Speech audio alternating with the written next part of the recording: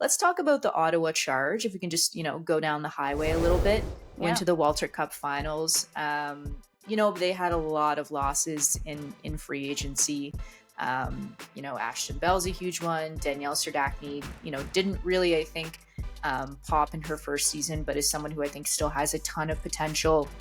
Teresa Vanishova, the list goes on. And I think for me, Hailey, with Ottawa, I just don't feel like there's enough in this roster offensively. Like I look at who's going to score. You look at 2 out of 3 of their top scorers last season out the hmm door with Vanishova and Cheyenne Darkangelo. Of course, Vanishova signed as a free agent with Vancouver, and then Darkangelo signed as a free agent with Montreal. And so they've got Emily Clark, of course, but we didn't see her at the rivalry series. I know she's still coming back from an injury. So, is she going to hit the ground running? Is it going to take her a little bit of time to find her form?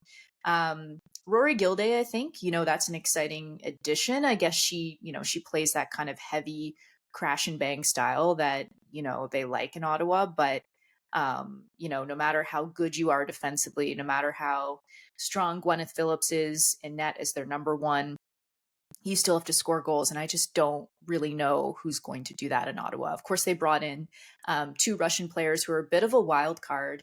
Haven't played against anybody from North America in the last 4 years because they haven't been at the World Championship. They haven't played internationally, Russia, that is, since the last Olympics. So I don't really know what to expect from them. I mean, that they could end up being a bit of a slam dunk, or it could be a bit of a misfire. So I just, I don't know. I think it's going to be a tough road for them to make it back to the playoffs, let alone to the finals again.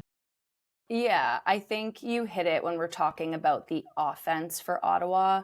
They had scored among the fewest goals in the league last season with 71, and they lost 23 of those in just Teresa Vanishova and Cheyenne Darkangelo alone. And those were free agency losses, not expansion draft losses. And I think their blue line was impacted quite heavily. I thought Ashton Bell was one of their best players in the postseason. I thought she was great with Jocelyn the Rock. I know you protect Rania Savalainen because she's got size and two-way ability, but I actually was a little surprised. I thought they would have tried to keep Bell and the Rock together because they looked like, a legit top pair that could shut down the best of them, and they certainly did that well against Marie-Philippe Poulin in the first round.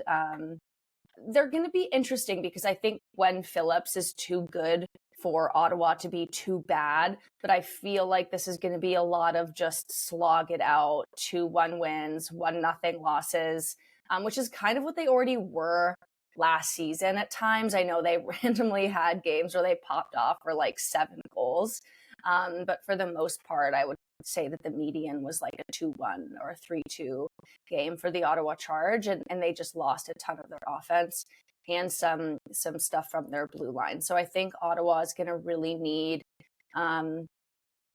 big steps in the right direction on offense from someone like a Gabby Hughes, Manon McMahon, Katerina Murzova. Like, you hope she's healthy and can produce. So there's reasons to maybe feel optimism that there's going to be internal growth on offense for the Charge, but I just think this is difficult. It's a second straight year where they've struggled to retain and attract top talent. So when we're talking about the Russian forwards that Mike Hirschfeld drafted, Anna Shokina was kind of the main one that they were targeting. And I think that was very deliberate in the sense of like, we can't keep or sign any of these elite players. So we've got to try something.